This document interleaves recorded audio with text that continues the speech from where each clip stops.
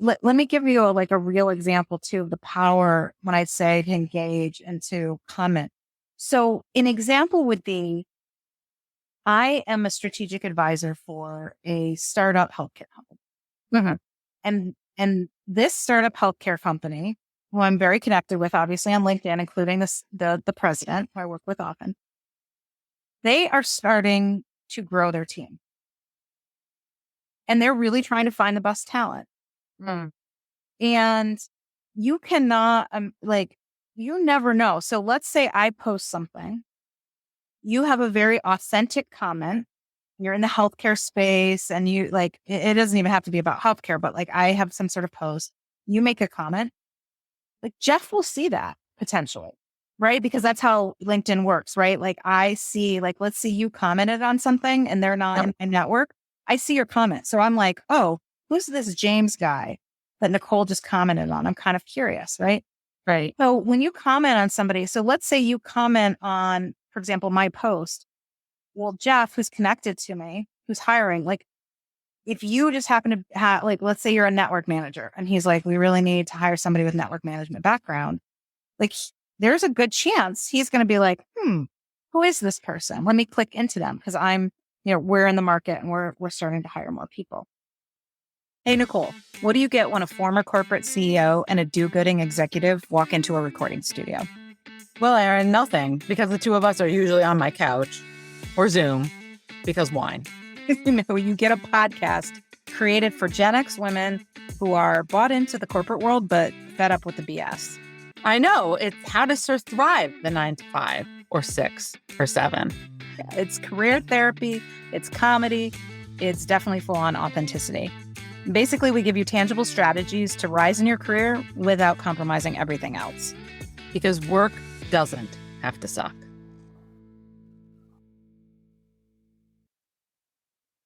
Hey, my friend, welcome back to the Because Work Doesn't Have to Suck podcast.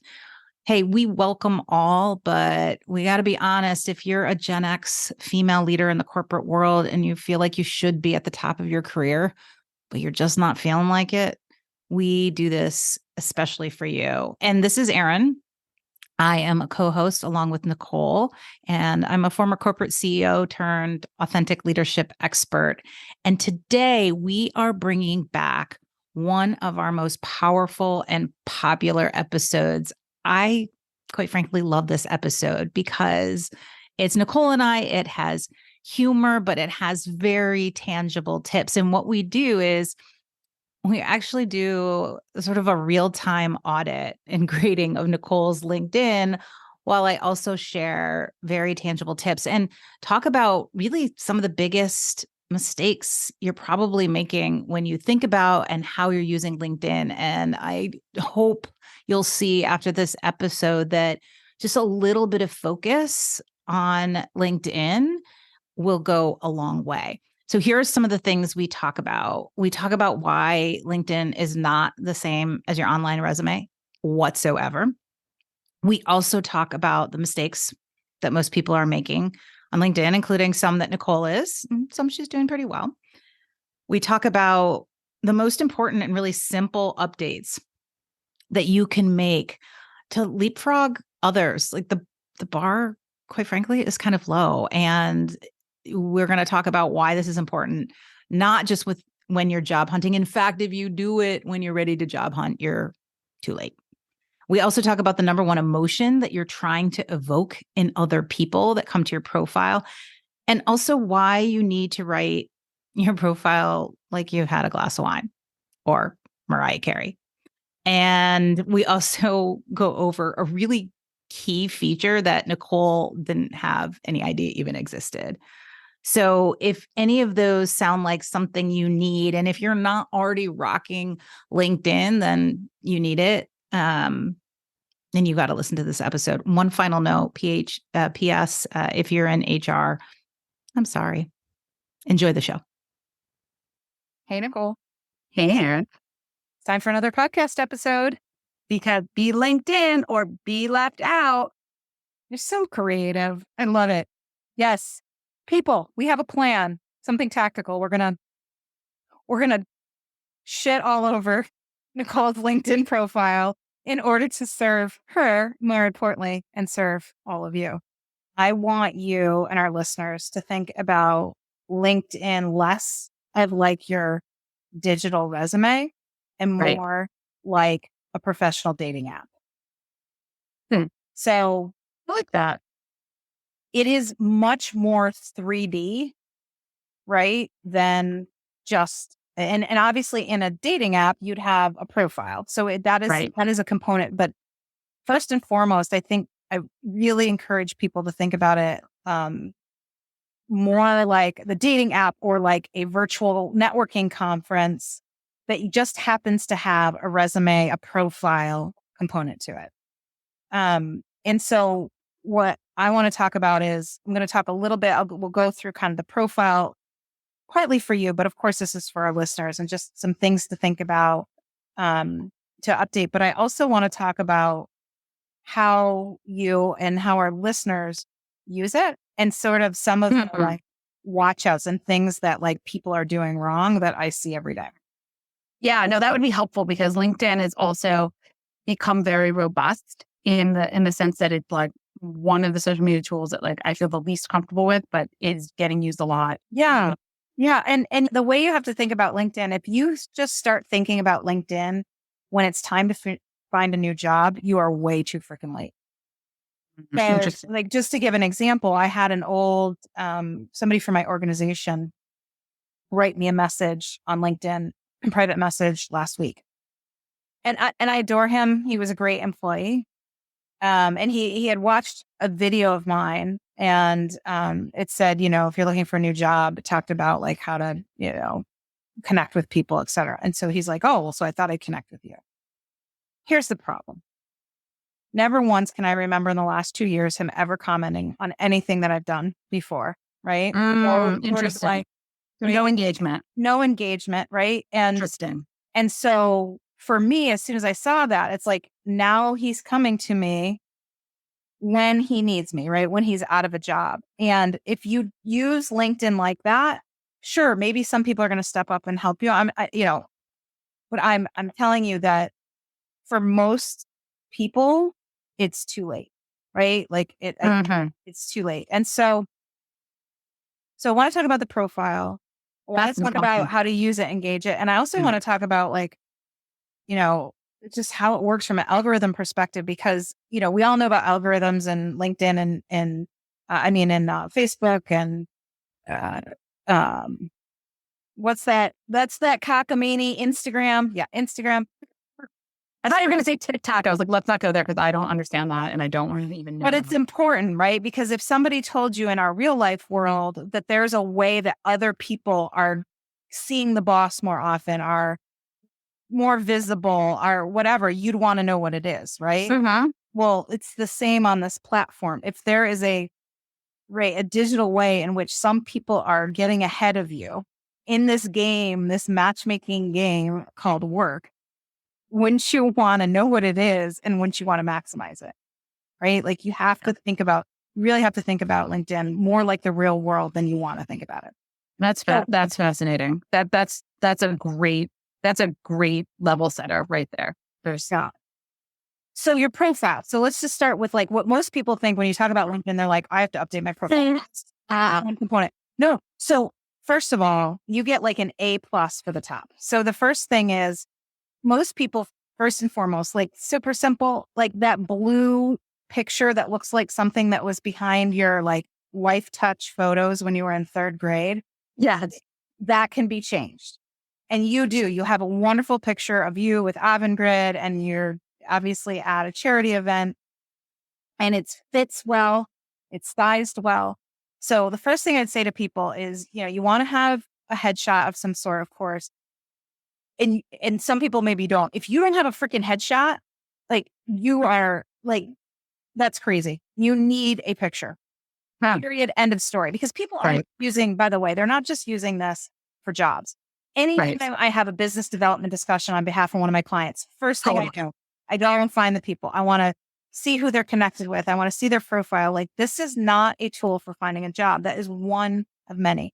So Nicole has, if you want to follow her, Nicole Licata Grant, she might not connect with you, but we'll see. She has a great picture. And one hack for that, just to get like tactical, you can use something like Canva, Canva. There's a free, super robust program where if you want to take a couple of pictures and put them together, you can create that. They have a LinkedIn header. It takes you like no time. You can upload photos. So for example, if you look at my LinkedIn profile, my header, I have a picture of me doing a TED Talk. I have a picture of me speaking at another event, and I have a quote. Oh, I like that. And it took me all of like literally like a minute to put it together, right? And So you customized an image basically. I made it in Canva. Yep, I just made it in Canva, right? So I can show different sides of me. So Nicole gets an A for that. Nicole also gets an awesome A. So if you look at under your name, I think it defaults to like your title of your most recent job, but that right. And this is where you start to stand out. LinkedIn in everything in work, but especially in LinkedIn, is not about fitting in. What you're trying to do isn't just say like all the business buzzwords of all the big shit you did. Like people are numb to that. Shit. The about section is really crappy. Everybody get ready for half. We'll get to that. That's okay. But what you want to do is you want to make people curious. Right. That's a big part of authenticity, right? Like you want to just make people curious, go, huh, I want to talk to her. So I got a request this weekend from somebody I didn't know, only a few mutual connections. I was going to dismiss it, but I got sucked in by her authentic profile, her description, like totally sucked in. Like what aspect of it? Like what, was there one or two things? She talked, yeah, and we're going to talk about that, but she talked like a human. She told a story. She was totally stood out. It was not normal. It was not your normal BS.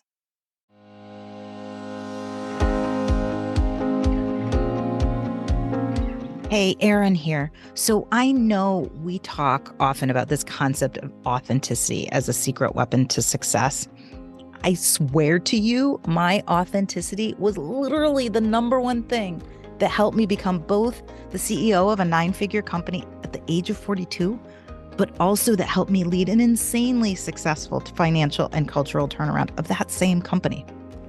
But I get that authenticity as a secret weapon kind of sounds fluffy, like fluffy unicorn doo-doo that leaves you wondering, what do I actually wake up tomorrow and do differently without looking stupid or getting fired? This is exactly why I put together the Authenticity Playbook for you. It gives you 10 plays or really thought starters that are simple, actionable things that will help you up your career and leadership game. To get your free Authenticity Playbook, go to beauthenticinc.com/playbook. Again, that's beauthenticinc.com, just the letter B, authenticInc.com/playbook. Or to make it simple, just scroll down to the show notes and we've got you covered with a link there too. So if you look at Nicole's, if you look at mine, you did an awesome job. So hers says professional do-gooder, nonprofit exec, economist, podcaster, aspiring better human, tracksuit fan. I'm wearing a tracksuit in the profile pic too. Yeah, yes, you are. So I love it. The only thing I'd say is put spaces in between the lines. So it's a little bit, that's super. So people, make sure that top part, you have a special picture. And, so all these things, like look at my profile, look at Nicole's, look at others. Like, what do you like? What would you want to see? Right? We talked about this on an episode recently. Like, what fuels you to be authentic? And part of it is just like, I do the shit that I am craving. Some other people do, right? Like, be funny. Yeah. And I have to say too that like this is not something that I came up with on my own. That little like piece under my name, like that came out of a discussion that we had months ago when we were brand builders, where we were looking at other people's profiles, and I was like, oh, I better come up with something. And so that was not what it originally looked like. Up until a couple of months ago, it's like, director of something or other on it. And I thought that was sufficient, but I was misunderstanding really the purpose of LinkedIn. I didn't get it. Yeah. Yeah. No, it's good. And then, so just scrolling down. So the next thing for you and our listeners, right? So then you have your about, and you have all your description of your experience. My about is so bad. I haven't updated. It's so bad. It's so bad. It's so bad like everybody else's. So bad. It's like, hasn't been updated ever. It's just like, Erin, there's like there's words like demonstrate, something highly specialized. Somebody, I don't even know what it says. I can't even edit it because I can't read it. It's so boring even to me. Because you're going to delete it all. You're literally going to delete it all. If that bothers you, copy and paste it into some Word document that you're probably never, ever going to use again. But if that makes you feel better. I'm going to delete it. Out section, first of all, I don't care if you're Oprah. Oprah probably writes her own, if she were on LinkedIn, about section. Like, enough of this, like, either talking like somebody else wrote it, which you didn't, or keeping pronouns out because you don't want to sound like you wrote it. You fucking wrote it. You wrote it, right? Use pronouns like I. It should say like something like, it should be a bit of like a personal statement, right? Like, believe what do you like? Okay. The best way I can coach people on it really should start with like, I'm taking notes. Yeah. What do you care about? What is your superpower? So, for example, I coach a lot of clients on finding their superpower.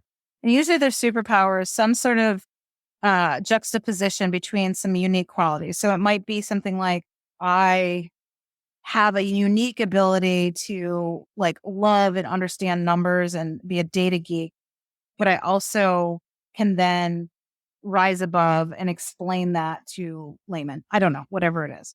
Huh. So it doesn't say professional with diverse industry experience. It doesn't shit. Start with your superpower. Start with a superpower statement. What do you do unique in this world that nobody else can do? So if somebody was only going to read 1 to 2 sentences, that's all they had time for, and they wanted to say, oh my gosh, this person is unique, is somebody that can help me, that intrigues me.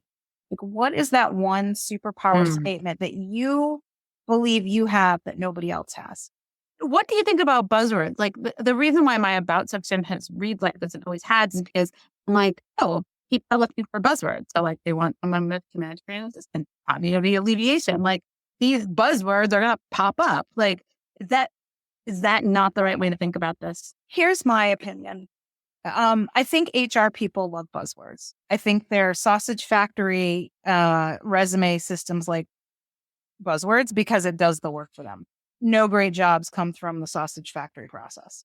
Let's just make sure everyone heard that. Great jobs come from the sausage factory process. That is now, after 80-something episodes, my single favorite quote of yours ever, Erin. I'm sorry, but the HR, sitting in HR for 30 years, have my hair cut in a bob, never been in a real job, have a, 30-year-old suit. Those people are looking for buzzwords. And their systems that they rely on that make their lives easy are looking for buzzwords. Right. Those are really not. And even, most, I would say most like recruiters, they're not necessarily looking for buzzwords either. Because you know why? Because they're human. No. Because they're human. Right. They're human. They want to find people they want to actually spend like potentially the vast majority of their waking day, hours with, or they want to, work with people they like, and this whole thing, like, what does it mean to fit into an organization? And like, do you have biases and how do those biases impact, recruiting? Like we are all challenging those norms right now. We're trying to, I think, really expand our horizon. But I think you're right. The reality is that like, we hope that we're transcending our biases, but people look, I think, for people that they like they want to. They want to be curious. They want to be intrigued. Yeah. What I recommend is that you should be writing things like this, LinkedIn and stuff, like you've had 1 glass of wine, not 2, not 3, but 1. So you've sort of like you're starting to get a little bit of the real Nicole. And the best way to find your superpower too is like, okay, if you have that 1 glass of wine and you're sitting across the table from a really good friend who, like, let me help you try to find your next job. Like, but what are you good at? You would describe it to them, right? You wouldn't bullshit around with your good friend. No. You would be like, here's the deal. I am freaking amazing at taking crisis and solving big shit all while making people laugh. Right? I don't like something like that, right? I like for you. I like that.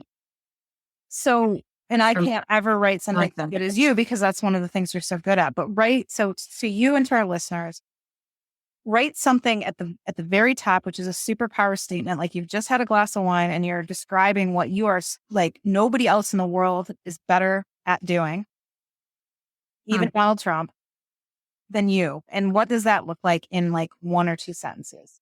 And then how can it help, right, people around you? Like what is the so what? And then from there, like I don't have a prescription on what you do. Like it depends. Like mine, I'm a story. Okay. So mine tells the story about, how I was in corporate America and then I left because I was, ready for a new challenge. Blah, blah, blah. I tell my whole story and then I talk about like, here are the things that I do within my company, et cetera. But once you get past a superpower statement, continue to write like a human, write with I pronouns, and tell stories. And carry that through. So then because there's so much to go through, like as you get into your experience, right, where you have individual positions, turn the dial however you see fit. But the dial that I've turned on, because I am an authenticity advocate, but I highly suggest for anybody is to same thing.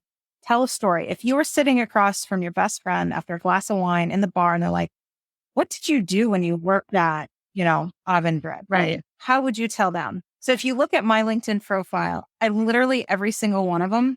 Have you ever looked at mine? Yeah. Not for a while though. And I didn't do it today because I didn't want to bias myself. Yeah. Yeah. So all of mine tell a story. So definitely needs work. Like I have like some real blind, like mine, I started that. I think it needs refining. I think it's a little too pithy. One doesn't have anything in there. And but here's the thing, what's good about it and updating it this way and what's good about authenticity in general is like, it's not gonna, once you find a little space to do it, it's actually going to be fun. Like it's not going to take discipline to finish it. Yeah. It's going to, I really like your picture. I mean, and a lot of your content is also, highly personal. And I think that really does appeal to people. Like you're putting original content out there, which is like a huge way, obviously, to attract people. So I even really like your picture. So for example, when I was COO of Payflex, I actually put like a dialogue between so it says, Aaron, I want to suggest you as the next COO. What do you think? Former boss. No, thank you. Me. Well, I guess I will do it. Me after the weekend. I'm a firm believer that our diversity issue is largely driven by the fact that much of the best talent is opting out. If you're having to compromise, blah, blah, blah. I know because I almost did a few times. And so many others I know have too. Women, you don't have to change for the job. Instead, change your job. And so that one's probably a little more progressive than most people do. But I will tell you, even I'm on the board of a company, right? And even for that board, so my description, instead of being like what I do as a board member or just leaving it blank, I say, have you ever had your head, heart, and guts and back all aligned behind something? If so, then you can understand why I decided to join the Telespine team. Something meaningful and big is in their hands, and I'm excited to be, I see a typo. I'm excited to help shape their strategy. Oh, Aaron's doing a real-time edit. No, that's so cool. I like that. Yeah. Mine need work. I'm too much of an explainer, I think. I mean, I don't know. Let's see. And you can still, people might say, well, aren't we supposed to say like our big accomplishment? Sure. But, instead of being like all the buzzwords and all the things you did, you could be like, this was my first big girl job. Like, right. I took on things that I didn't even feel qualified for. And I am so proud of some of the things I did, including like, started a whole foundation, blah, blah, blah, blah, blah, like, and so when people read that, like how much more refreshing is it and it draws you into it. So they actually read, because the problem with all these buzzwords is nobody's actually going to read it because there's nothing exciting. There's nothing unexpected. There's nothing funny. No one's going to say, do you want to say more words? Like, no one's going to say that. So tell stories, talk like a human, keep it short and sweet. And part of the, a lot of what I talk about in the book is this concept of strategic authenticity. The H in the framework, which is humans, the H, the first letter in the framework, is humility. And part of the reason I love purposely using humility is because it is a natural connection. Like people, as soon as you sort of avail something or, have this vulnerability to have a humble moment, right? Like it's a connection, but it's also helps you crescendo. So the analogy I give is, when you hear a singer, especially like on like American Idol or something like that, when they're going for, and obviously they almost always have like this big note, right? Or this big crescendo of a verse. Right. Don't start there, right? Like if they started with their big note, you'd be like, okay, that's kind of obnoxious and I'm kind of sick of it by the second verse, right? Right. Because they build into it, they build this mystery, this sort of humility in their voice almost. The same goes for how you introduce yourself or your LinkedIn profile. Like when I introduce myself, I almost always talk about, when they say, what's your background? I tell a story about being an actuarial failure. And I have this whole kind of story that I walk into. Part of the reason I do that is because it's unexpected and it sort of wakes them up and it connects. But the other reason I do it is that when I tell the story about how I completely kicked ass as a CEO, turned around the company, I feel like it's so much easier to have that big brag moment, as I call them, when you've had it anchored by this humility moment. It really takes these people on a journey. And now it's like you've sandwiched it in there. It's almost like the pill and the peanut butter for the dog. And nobody chokes on the fact that you just like blew their mind with one of your big accomplishments. So let me put this in like layperson terms. Basically like be Mariah Carey, not Pavarotti.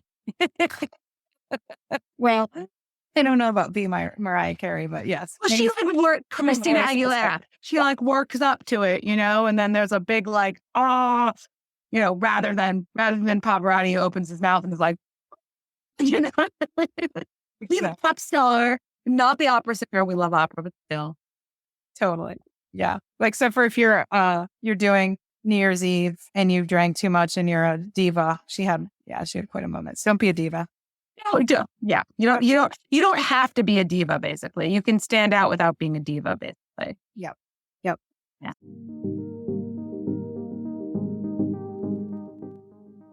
Hey, Erin here.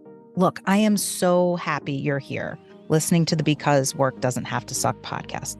But I'm also guessing that some days it can be tough to get over here, and you may not always have the time to throw in your earbuds for half an hour or an hour. So if you also want career and leadership tips, inspiration, and quite frankly, professional pot stirring, the best bite-sized way to get that from me is to connect on LinkedIn. Almost daily, I share tips, inspiration, and humor to help you, maybe your less than authentic boss too, be more authentic at work. You can find me by searching my name. I'm literally the only Erin Hatzakostas in the world, or at least the online world. So if you can spell it, you can find me.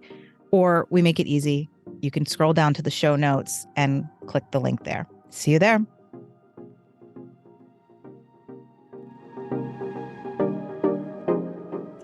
Those are key. Now, like there's obviously other things to take a look at, more advanced, like for example, for you, one of the places you're probably not doing and you really should is the media section. Okay. So there's a media section. And so this is for anybody that has, not sure even look. Been quoted in an article, has written a blog. It's really anything. Really? So for example, you've been interviewed for your position. You've obviously been quoted in tons of articles. That's the featured section. Featured. Yep. No way. I didn't even notice that. And it's super easy. All you do is add a link, and then you can write a summary. It autofills it.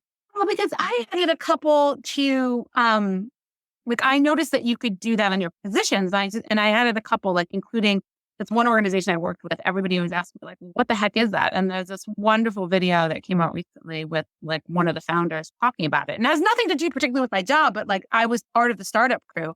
So if they're interested in what I was doing, like, that I thought it was just like helpful, but like the personal stuff, I didn't even think of. Absolutely. And we're going to talk a tiny bit about algorithm, but it is one of the many things that adds to the algorithm. So the more you add those media, it gets you in front of people more often.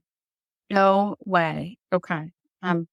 I For the have one volunteer myself. experience, A plus. So thank God. I was like, you better have it.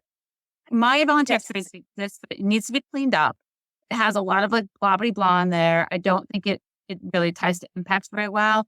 Like kind of out of order. I mean, it's good, but it needs to be like No, you're right. better. You're right. Better. So A plus for filling it in, Yeah. D minus for talking like a robot and not really touting your real value. Totally. Yeah, I think I struggle with that. Like, and there's still like some stuff has some like fun stuff in there, and then I kind of go like either nothing or like really boring. But I have put it in. I have put stuff in there. I just need to do it. You know what I mean? And you have like 5 things in here. You probably could fill it with 30 because that's your job. I'm going to add an article. I am so annoyed though. Like it's a great picture of me, except for whatever reason, when you add the link, it immediately shows, and like I don't know how to change it. It's just like my boob. Of course it is. I was like right to the boob. So like I put the article up, I added it, and it's like it's my boob. Like I don't know how to change that. It sucks. You probably can't because it's not your own blog, right? Like they've put it's web thumbnail. content. Yeah, It's a thumbnail. It's like when I did a way to stand out. my boobs. Wait, refresh my page. Hold on, see if you see it. Oh my God, this is so like I feel like I need to make a joke about this, Aaron, because it's like question and answer. There you go. With like Nicole and Grant. There's my boob. Your head's cut off. My head's cut off, but you can see my tits, everybody. You're welcome.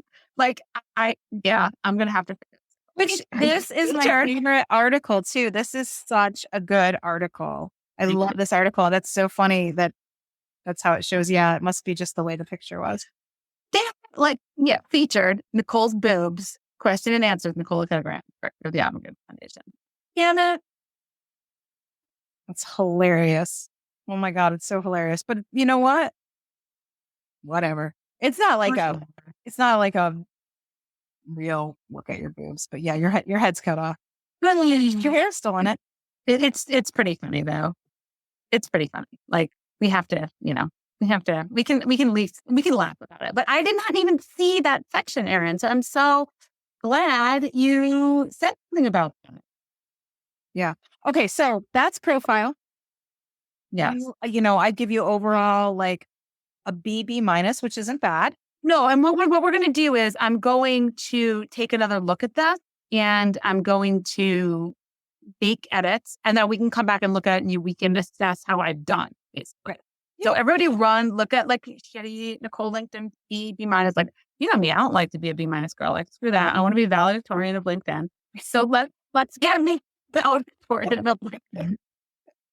And we'll go, and then we'll refresh it, and then we'll do like a postmortem on it.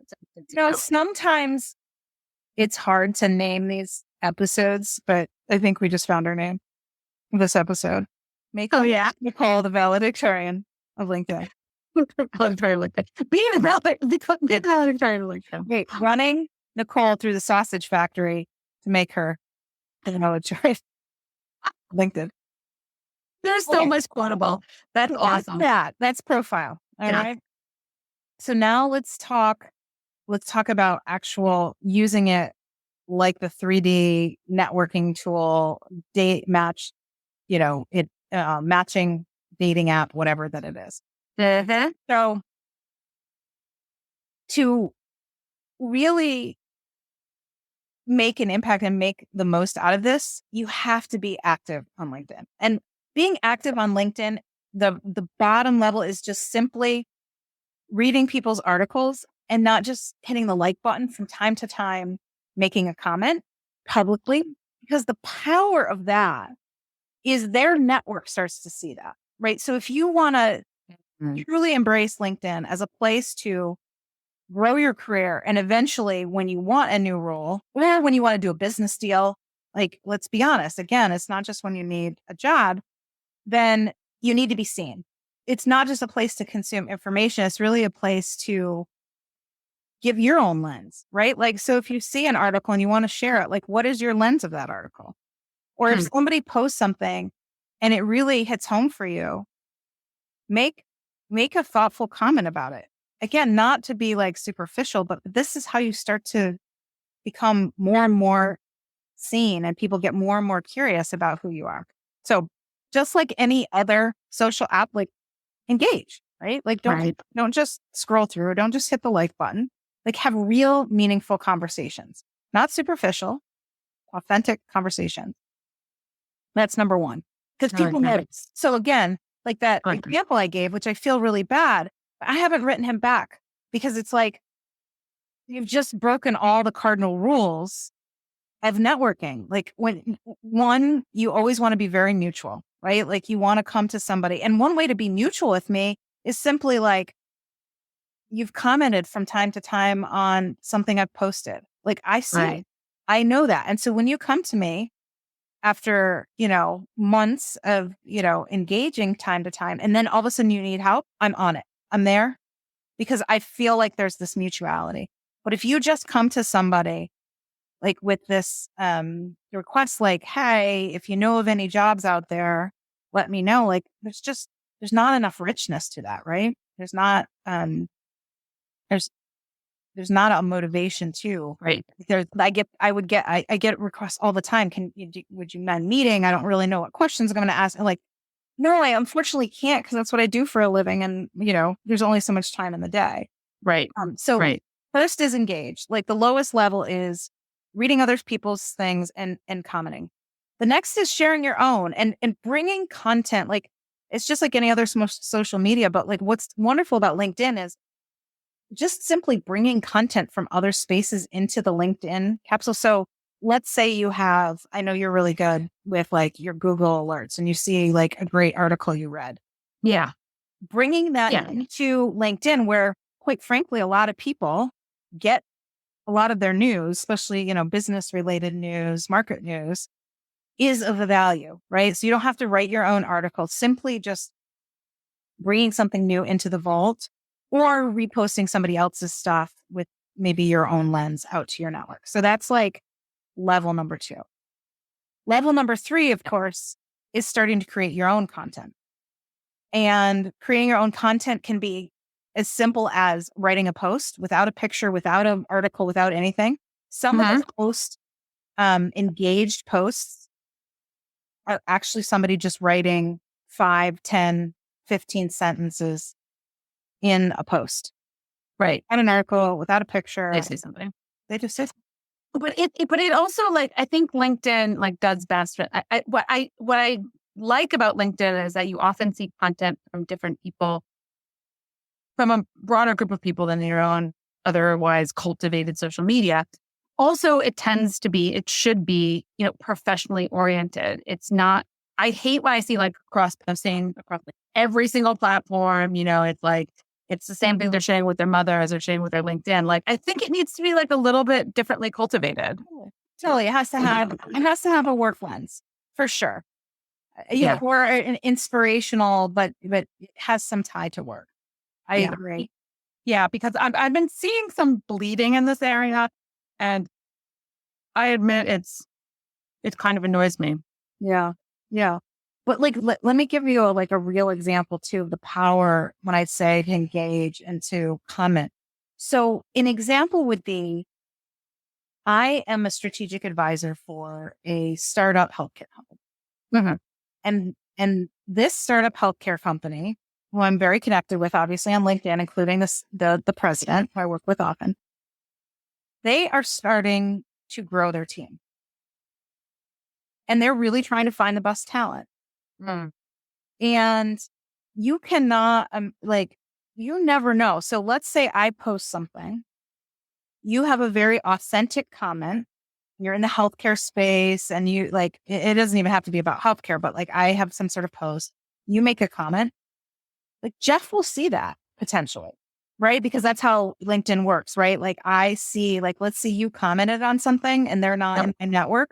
I see your comment. So I'm like, oh, who's this James guy that Nicole just commented on? I'm kind of curious, right?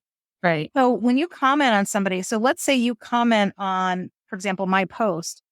Well, Jeff, who's connected to me, who's hiring, like if you just happen to have, like, let's say you're a network manager and he's like, we really need to hire somebody with network management background. Like there's a good chance he's going to be like, who is this person? Let me click into them because we're in the market and we're starting to hire more people. So you never know. I can't tell you how many people have come to me because they're like, oh, somebody I know liked your video and I loved it. I watched it. You know, would you mind if we connect? Or maybe they send me a private message, or maybe they just follow me. So when you're commenting, there's like so many different layers to the power that it can have. Right. Right. And again, sometimes it's not just you're looking for a new job. It could be like Jeff sees that somebody I know works for a company that they're thinking about doing, you know, they could do a business deal with. And they're like, oh, can I connect, you know, will you connect me with, you know, Second MD? Maybe we could, you know, so there's so much visualization that helps you be seen by other people that you could potentially do business with or even work for someday. And then going up from like writing your own post, writing your own blog, writing your own LinkedIn blog is the easiest freaking thing you can do. And it is scary for so many people because it feels so official. Like as soon as you put it into the official, like LinkedIn, like it feels like you've just written like some documentary. Well, the reality is it's not. Like anybody that has something to say can write a blog. You don't have to even have pictures. Like there's all kinds of functionality within there, but it's the first place I ever wrote my first blog. I wrote it when I was, you know, CEO. I wrote, I don't know, 3 or 4 of them. I had never written a blog in my entire life. Never obviously written a book or anything. And that's where I cut my teeth on LinkedIn. And I will tell you, for people wondering like what content does best, it's inspirational content. So to your point, like it still has to be work related. Like it's, you know, that I would say in general, it's a 10-1. Like if you wrote an article about like clean energy and how you think blah, blah, blah is important. And then you wrote an article about, you know, I don't know, the lesson you learned when you failed on something or whatever. And, you know, sharing 3 tips and whatever, that one's going to do 10 times better than the other one. And so many people think, oh, but I need to show that I'm smart in the area of, you know, agile, you know, project management, or I need to show that I'm really smart at, you know, project management. Like, no, Global procurement. No, people want, they are going to be attracted to you because you show that you're a thought leader overall in life and career, you know, that you're sharing inspiration. Yeah. And maybe that there's some value. There's some value in having like the big picture perspective of your life. Like, I think, you know, as you present yourself on LinkedIn, you're presenting your LinkedIn persona, your person, you know, is interacting in this space that is special and unique. And for you to be able to sort of bring in your own professional experience and perspective and linking back to a profile that also does the same, that also has this sort of holistic view. It is like not just a string of like things that are individual that's kind of come together to create a career, but yet you've cultivated and mined things, your persona, your person, your authentic self in this space as a unique sort of whole person. Like, I think that does make you stand out. Like, as we're talking, I've been like sort of swimming through my profile a little bit and thinking a little bit about what you're saying and looking at some news feeds. And I'm like, there's just so many better ways to interact with this. And I think a lot of people avoid LinkedIn because it feels actually like slightly depressing. Like, look at all these people that are like doing all this great stuff and whatever. And like, they start to feel bad about themselves, or they're like, I don't know what to add. Is that different from every other social media platform, right? I think you really need to, you know, like you said, get over that and get onto it before you're looking to make a transition. You might not even know you want to make a transition, but like start engaging as part of your, like, if you have time to scroll through Facebook, you have time to scroll through LinkedIn, but you have to cultivate yourself a little bit more. And it's scary to be out there in the public space. I just Googled my damn self and I'm like, I know people at work certainly Google me. And like, I'm just like looking at all the crap that they are probably looking at. And I was like, oh my God, like if I ever try to do anything different professionally, like somebody better, like I'm only going to be employed by someone with like a great sense of humor, a strong sense of self, and who really. God, you mean a place where you belong? That sounds novel. Like, no, look at some of that stuff and be like, oh my God. But hopefully they'll be inspired. No, you said it so well. It's so true. Yeah. I gotta tell you, my where I wrote the stories for my experience for my different jobs, it was this weird, like 3 o'clock in the morning, couldn't sleep. And I finally realized, like, when that happened, like, and you run your own business, you just get out and do business. Cause then, like, at least you can quit at 1 o'clock if you wanted, right? Right. I actually wrote these, not drunk, but I wrote them at like 3 a.m. It was, you know what? It was right around the time I remember it was within weeks of us doing our live event in New York. And I Interesting. think that same time, that same 3 a.m. wake up is also when I wrote the script for our trailer, our video trailer, so that we had, remember Sean's like, make sure you have like a plan. And I'm like, I'm not good at Yeah. having a plan. Yeah, it's super random. But here's the last thing I'll say, because then I want to just shut up. Sick of hearing myself talk. Algorithm. For Yeah. especially for our young folks who are right, like they understand like sort of their Instagram or their Facebook, or they want to really use LinkedIn, maybe even to not just grow their career, but maybe they've got a side hustle and they want to say, okay, is this a place where I can also be helping grow my business? The LinkedIn, the biggest difference. So much like all algorithms, right? The more you engage, the more engagement you get. Right. Like, so for example, when I'll post something and it'll run for a while, like you can see it getting engagement and then it'll get quiet. The minute I post something else, it stirs up re-engagement of that last post. Mm. So it sort of like, it's constantly like, of course, it's all evil. And actually, we started watching the social, whatever that Netflix thing last night. Like, it's all kind of evil, but just so our listeners know, like, it does when you continue to post, it fuels old posts. The best thing about LinkedIn compared to, so if you post something on Instagram, it gets traffic for maybe a day, right? Unless it goes viral. If you post something on Facebook, and it's an active post, it probably gets traffic maybe for like 3 days.